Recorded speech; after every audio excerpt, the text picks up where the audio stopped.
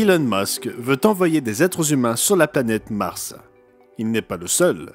La NASA a également pour objectif d'envoyer des astronautes sur Mars. Mais que se passera-t-il si nous y parvenions? En quel genre de monde pourrions-nous transformer Mars? En fait, nous connaissons déjà la réponse. Et nous pouvons apprendre beaucoup de choses en explorant pourquoi nous la connaissons déjà. Rejoignez-nous pour cet épisode du Monde de demain, où nous vous expliquons comment bâtir un nouveau monde.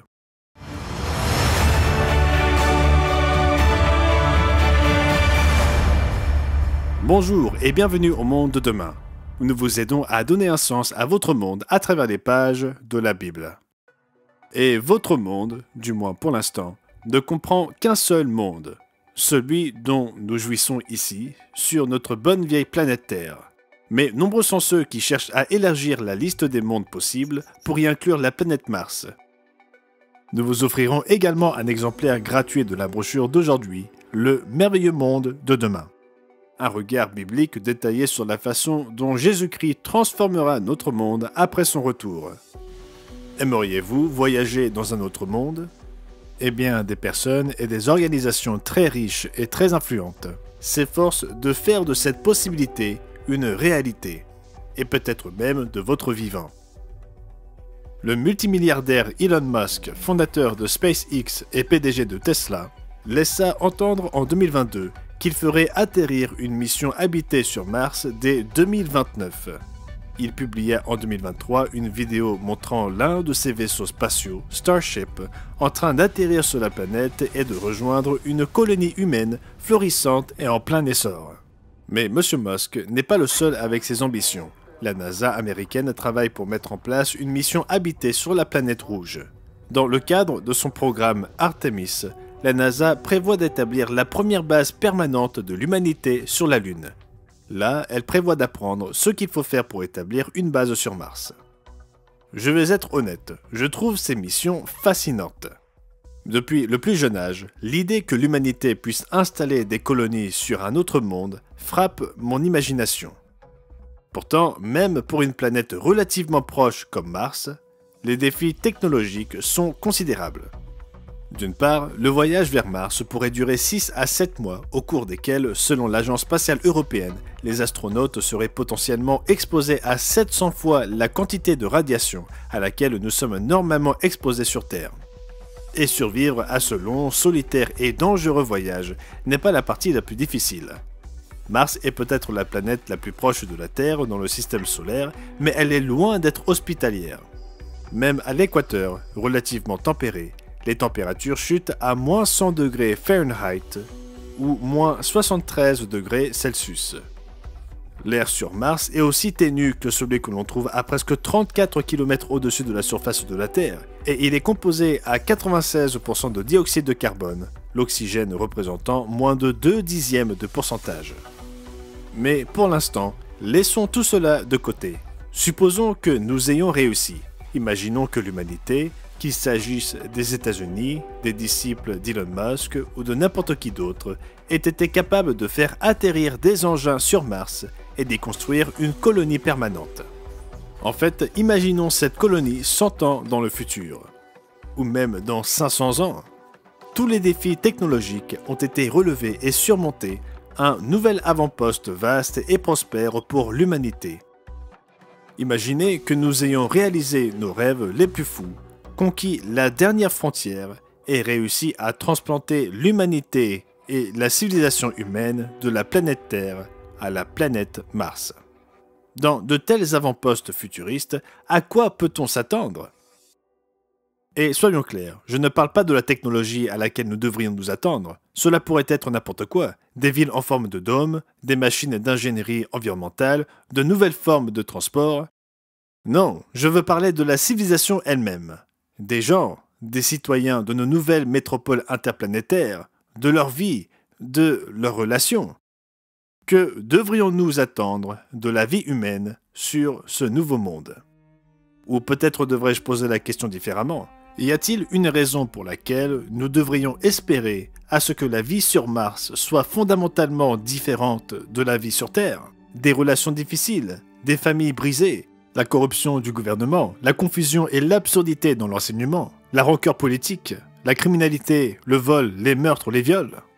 Car quelles que soient les technologies nouvelles et fantastiques que nous pourrions inventer et déployer là-bas, le seul élément commun à notre civilisation imaginée sur Mars et à notre civilisation bien réelle ici sur Terre, c'est nous, les êtres humains.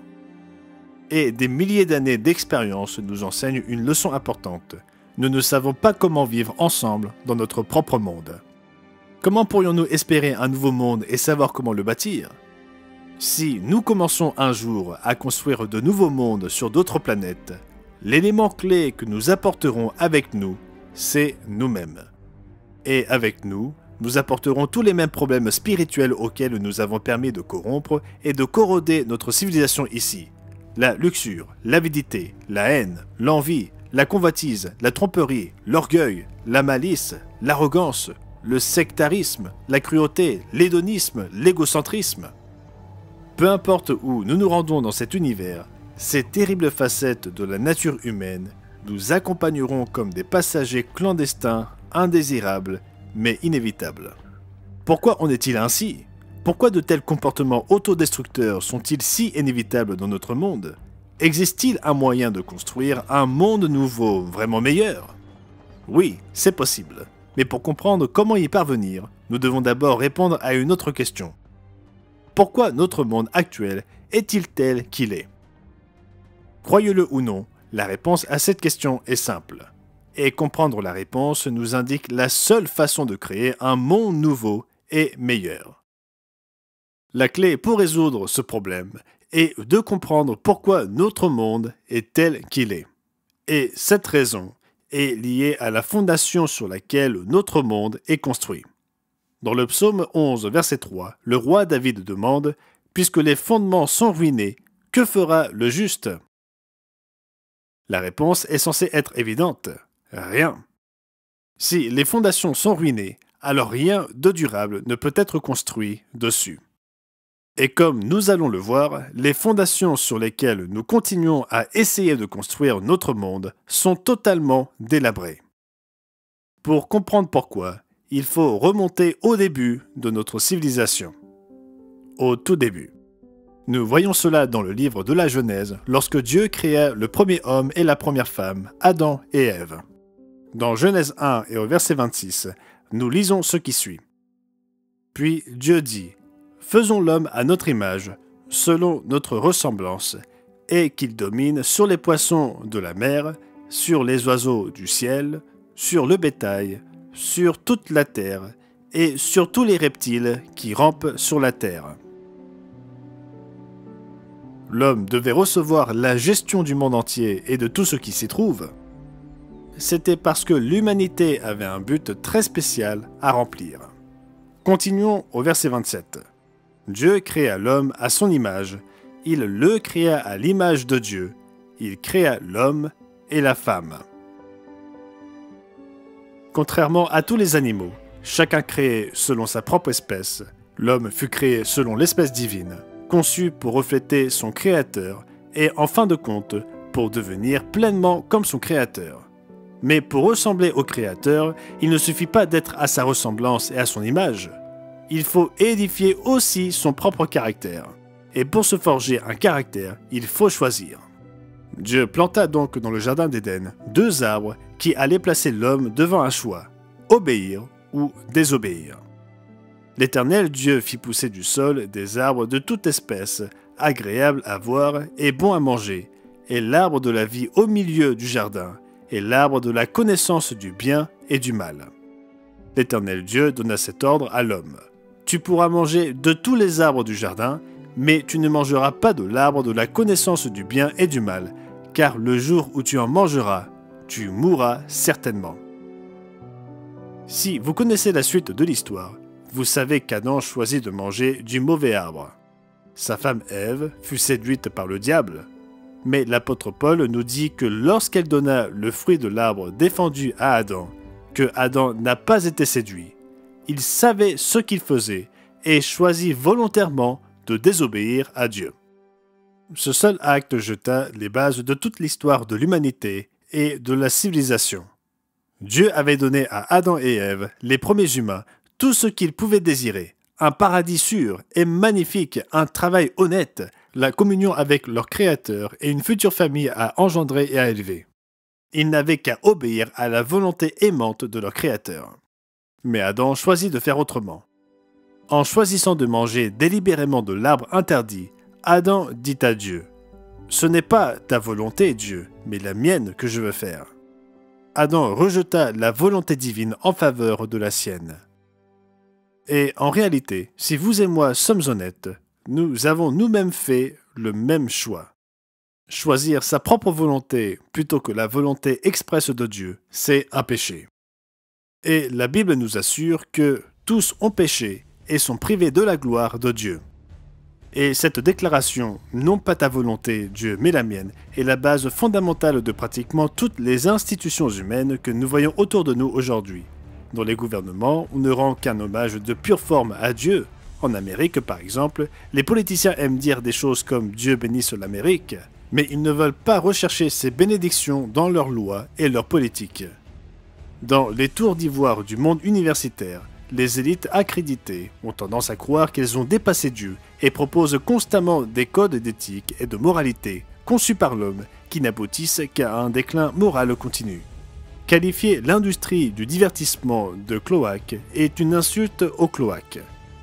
Et aussi choquant que cela puisse paraître, nos religions, même la grande majorité du soi-disant christianisme, sont remplies d'idées et de philosophies humaines et de superstitions païennes.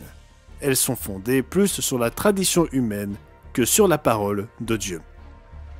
La devise de la civilisation qui s'effondre se résume à cette seule phrase : non pas ta volonté, Dieu, mais la mienne.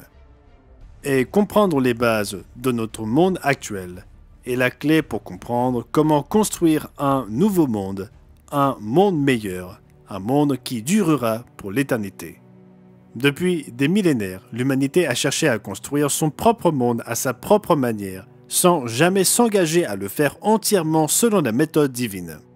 Puisque nous ne pouvons pas construire un monde nouveau sur des fondations brisées, nous n'avons qu'un seul choix : supprimer ces fondations et les remplacer par de bonnes fondations. Et Jésus-Christ personnifie cette fondation. Nous le voyons exemplifié dans le jardin de Gethsémane, la nuit où Jésus devait être trahi et finalement livré à la crucifixion. Alors que ses disciples dormaient cette nuit-là, Jésus pria devant son Père. Connaissant la douleur et l'agonie qui l'attendaient, il s'agenouilla dans le jardin et demanda à son Père s'il y avait une autre façon d'accomplir leur grand projet. Il ne voulait pas être torturé à mort pendant des heures. Personne ne le voudrait. Il ne voulait pas passer par l'épreuve ultime, la mort cruelle, solitaire et atroce qui l'attendait. Pourtant, dans toutes ses supplications passionnées, sa concentration et sa détermination ne faillirent jamais. Même face à l'une des exécutions les plus cruelles que l'humanité ait conçues, il dit à Dieu dans sa prière : « Père, si tu voulais éloigner de moi cette coupe, toutefois que ma volonté ne se fasse pas, mais la tienne. » Cette attitude est la base sur laquelle de nouveaux mondes peuvent être construits.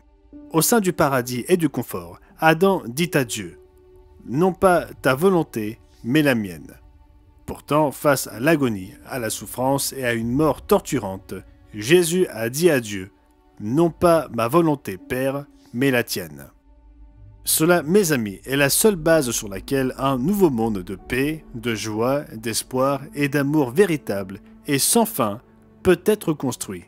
C'est l'opposé même des fondations sur lesquelles le monde d'aujourd'hui est construit, mais ce sera la fondation solide comme le roc du monde de demain. Notre brochure gratuite d'aujourd'hui, Le merveilleux monde de demain, décrit en détail, page après page, ce monde futur et magnifique que Jésus-Christ construira sur cette base. Permettez-moi de vous lire quelques extraits de la brochure décrivant ce monde nouveau et merveilleux. En page 14, Feu Roderick Meredith, évangéliste de longue date de Jésus-Christ, parle de ce nouveau monde qui nous attend, construit sur des fondations toutes neuves. La paix et la prospérité deviendront réalité lorsque toute l'humanité apprendra à obéir aux commandements divins. Le monde sera alors béni avec une grande abondance physique. Les malades et les infirmes seront guéris. Les millions d'individus spirituellement aveugles commenceront à véritablement connaître Dieu. Pendant le règne millénaire du Christ, les êtres humains sur la terre apprendront à chanter, à danser et à pousser des cris de joie concernant le formidable mode de vie qu'ils découvriront sous le gouvernement parfait de Dieu. Comme nous l'avons vu, même l'instinct des animaux sauvages deviendra amour, il ne reflètera plus la haine et l'égoïsme. Finalement, tous les peuples apprendront qu'il y a plus de bonheur à donner qu'à recevoir. Toutes leurs frustrations et leurs sentiments de culpabilité disparaîtront. Ils commenceront à connaître la paix de Dieu qui surpasse toute intelligence. Sous le gouvernement de Dieu et ses lois parfaites, les gens apprendront que Jésus ne parlait pas à la légère en disant qu'il est venu afin que les brebis aient la vie et qu'elle l'ait en abondance. Plus loin, en page 29, en parlant du règne de 1000 ans du Christ et de ses saints, il écrit « Au cours du millénium, la façon d'aborder l'agriculture et la santé sera complètement différente de la tendance actuelle de l'industrie agroalimentaire et de la construction de fermes immenses. De nos jours, les profits sont l'objectif principal au détriment de la qualité des aliments et de la santé. Dans le monde de demain, lorsque le Christ vivant sera directement en charge, les agriculteurs seront guidés par ce que la Bible appelle la crainte de Dieu. Ils voudront sincèrement servir leur prochain en produisant et en distribuant les aliments et les produits dérivés issus de l'agriculture. Il ne s'agit là que de quelques exemples. Notre brochure Le merveilleux monde de demain en cite bien d'autres. Il suffit de dire que ce que Dieu voulait que le monde soit, illustré par l'abondance et la beauté du Jardin d'Éden, sera restauré. Ce sera, dans un sens très réel, un nouveau monde construit par le Fils de Dieu et par ses disciples glorifiés, guidant, dirigeant et enseignant l'humanité pendant 1000 ans. Au lieu du monde corrompu que nous avons toujours connu, l'humanité connaîtra un monde de paix, de joie, de santé et d'abondance. Tout cela parce que le nouveau monde à venir aura été construit sur une nouvelle fondation, non pas ma volonté Dieu, mais la tienne.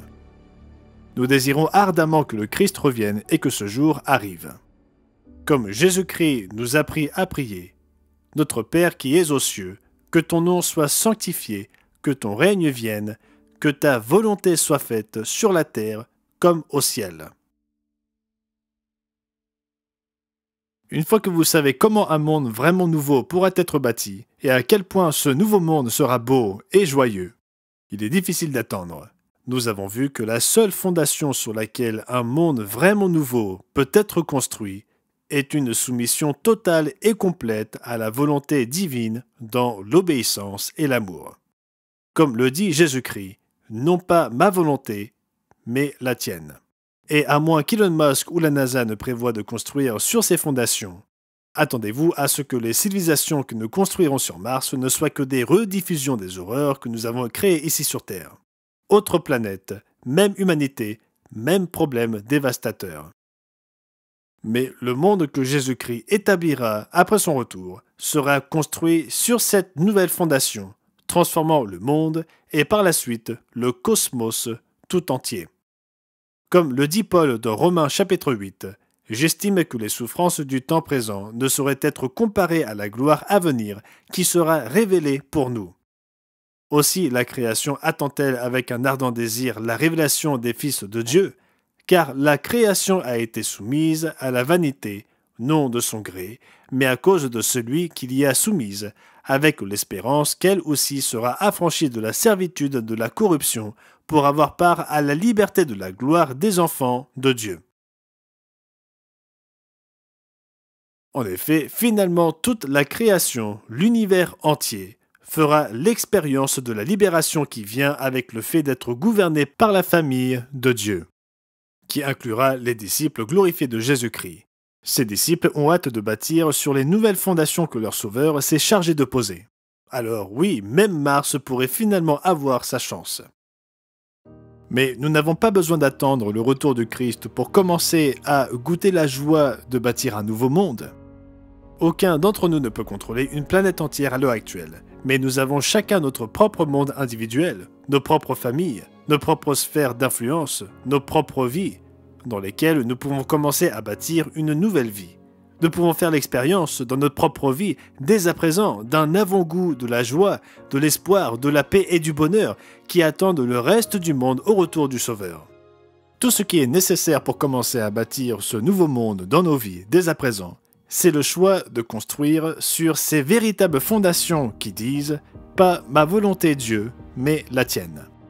Nous avons simplement besoin de nous repentir, abandonner nos péchés, demander à Dieu de nous pardonner, renoncer à notre entêtement à faire les choses à notre manière et demander à Dieu de nous aider à commencer à faire les choses à sa manière, la manière dont Jésus-Christ les aurait faites. Et à chaque pas que nous ferons, nous verrons les fleurs de ce nouveau monde pousser sous nos pieds et apporter avec elles le parfum du monde de demain que le Christ apportera avec lui. Merci d'avoir regardé. Nous, ici au Monde de Demain, faisons ces vidéos pour vous aider à comprendre votre monde à travers les pages de la Bible.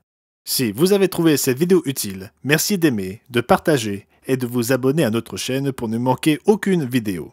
Et si vous voulez en savoir plus, vous pouvez demander notre brochure gratuite Le Merveilleux Monde de Demain en cliquant sur le lien dans la description ou en le commandant en ligne sur mondedemain.org. À la prochaine fois.